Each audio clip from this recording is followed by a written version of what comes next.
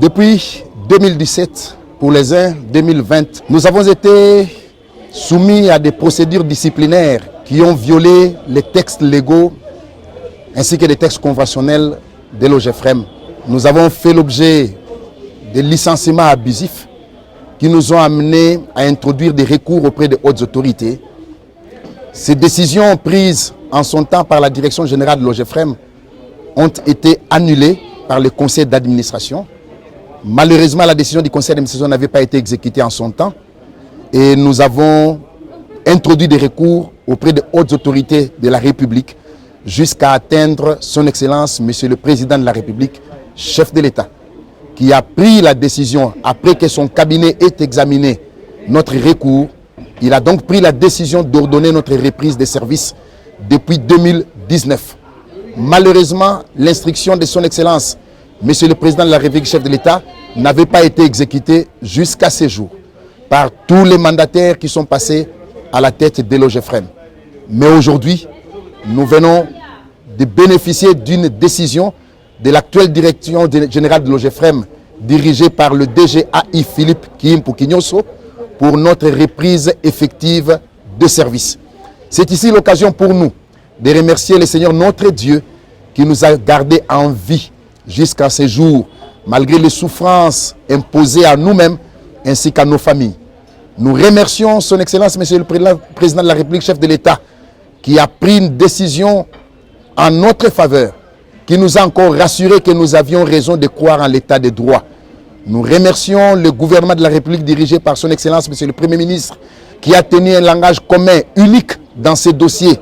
Et en passant, nous pensons à son Excellence, Madame la Vice-Première ministre, ministre de l'Environnement et du Développement durable, qui est aussi intervenue dans ces dossiers en sa qualité de présidente de la commission interministérielle secteur productif et infrastructure. Nous remercions la ministre, son Excellence Madame la ministre du Travail, puisqu'il était question d'un conflit de travail, qui est aussi intervenu pour répercuter en tant que ministre du Travail, voulais-je dire, la décision de son Excellence Monsieur le Président de la République. Nous remercions son Excellence Monsieur le ministre des Transports, Voies de communication et de désenclavement, notre ministre des tutelles, qui a ordonné, qui a répercuté l'instruction du chef de l'État jusqu'à ordonner notre reprise de service. Nous remercions l'inspection générale du travail, qui s'est impliquée aussi en exécutant l'instruction de la ministre de l'Emploi, Travail et Prévoyance sociale pour suivre ce dossier au niveau des hautes autorités de l'OGFREM. Nous remercions le conseil d'administration de l'OGFREM ainsi que son président qui est resté constant, le conseil est resté constant dans la décision déjà prise en son temps pour annuler les décisions portant sur notre licenciement. Nous remercions l'intersyndicale ainsi que tous les syndicats qui nous ont accompagnés dans ces dossiers, les permanents syndicaux qui nous ont accompagnés, notamment celui de l'UPS, celui de la CSC, celui de l'UNTC et même du Sinatraco, notamment son secrétaire général. Nous avons une pensée pieuse à l'endroit du permanent Chibobois qui est tombé dans ce combat, paix à son âme, et nous remercions nos collègues, agents et cadres de l'OGFREM qui ce matin nous ont réservé un accueil au-delà de tout entendement, au-delà de toute attente.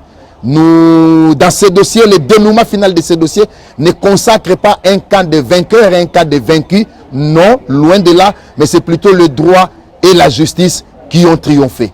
À Dieu soit la gloire en toutes choses. Merci. Il a pris ses combats pour le temps aussi, jusqu'à faire plusieurs déplacements à Kinshasa. Quand il a appris, finalement, les choses se sont dénouées. Il a sauté dans l'avion, il dit, ça, je dois être. Et ce que vous avez vu là, ce n'est pas nous, mais c'est le syndicat. C'est l'UPS, c'est le président de Cocha, c'est le comité de base. Merci beaucoup. Merci pour ces repas. Merci. Quand vous l'avez, vous pouvez exprimer votre gratitude. Président, merci pour l'accompagnement. Comme je l'ai dit, là, il y a des jeunes frères à moi qui sont là. Je n'ai vraiment pas besoin d'entrer dans le détail, ni moins encore de faire parler mes cœurs. Parce que le seul qui a failli tomber, c'est Bovic. La crise d'AVC qui l'a frappé était virulente. Plusieurs, vous ne le savez peut-être pas. Laissez-moi vous dire qu'on l'avait perdu. La dernière pression de tous les chocs et les conditions de la vie de chaque jour, cela a fait que finalement, un nerf a lâché.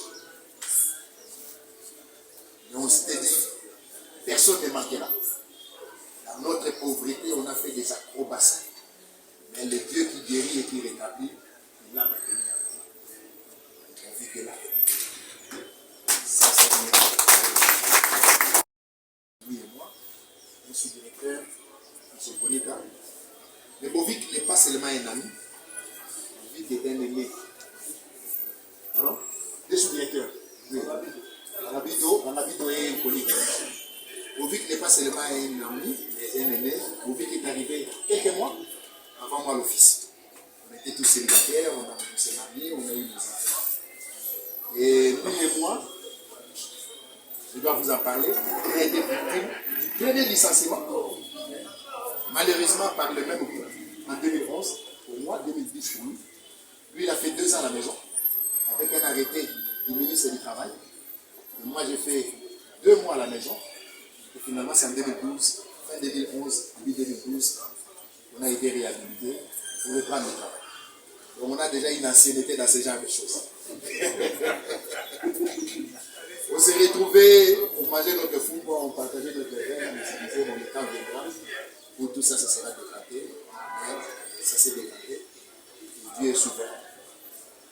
Je ne pense pas que quelqu'un d'entre nous garde une rancune dans cette affaire. Je ne pense pas. Parce que finalement, il y a un Dieu qui contrôle toutes choses. Il y a un Dieu qui contrôle toutes choses. C'est pas ça que un Dieu qui contrôle toutes choses. Ceux qui devaient être vivants sont restés vivants. Ceux qui ne devaient plus être là, les hommes sont plus là. Le camarade Lokocha, à qui j'ai adressé tout à l'heure mon mot de remerciement, et à travers lui, le syndicat IPS, il y a le camarade secrétaire général Chiswaka, qui est malade aujourd'hui, qui nous a été très utile, il était bien pressé. Et les camarades de Mekouati, la CSC, qui nous a aussi beaucoup accompagnés. Il y a les amis qui sont restés des amis, malgré des incompréhensions qu'on pouvait avoir, des amis. Il y en a plusieurs qui ont souffert, il y en a qui ont écopé des mises à pied même pour nous, des invitations punitives et tout ça, pour nous. Sincèrement, on est désolé, mais c'est cette amitié-là qui a fait que vous puissiez nous accompagner dans ce combat. Merci beaucoup. Merci à la presse. Laissez-moi citer John Tati. Accompagné pendant des années. Et il a eu confiance en nous. Il se disait toujours, cette affaire finira par se décanter. Si je dois vous citer tous, et j'avais dit à la maman présidente, peut-être que c'est sous votre mandat que ça va se décanter. Et là, sincèrement, nous avons beaucoup écrit. L'État est venu maintenant d'emballer tout, de fermer tous les cartons. On les garde dans les archives, tous les accusés de réception et tout ça. On les garde. Ça fait deux gros cartons comme ça. Deux gros cartons comme ça, déjà à la maison. Toutes les lettres. Il y a même des lettres comme ça là. Donc, la lettre de 2 pages, des annexes.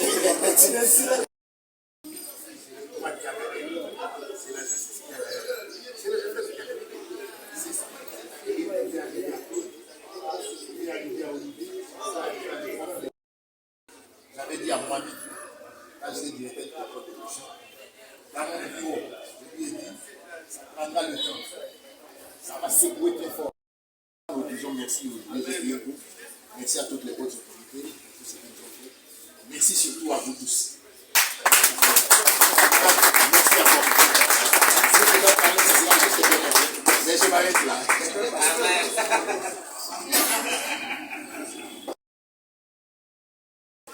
On s'est rendu compte que vous étiez innocent à 90%. Et que cela était très possible pour que tout le monde revienne.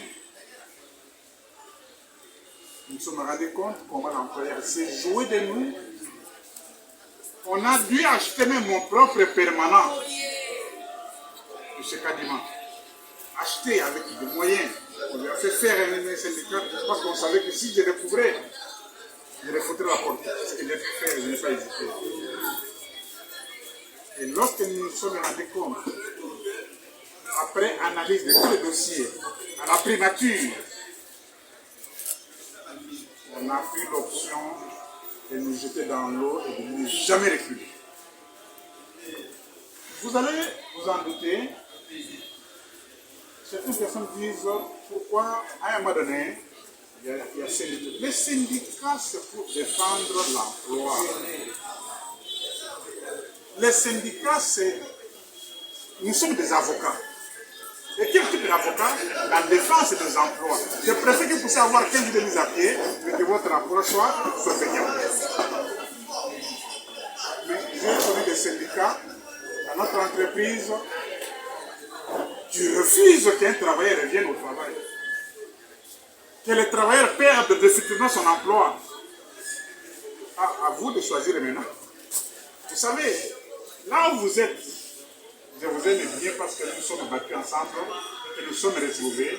J'aimerais que tout le monde puisse rester constant. Mais, accepter un syndicat qui se bat pour que le travailleur puisse perdre son emploi définitivement.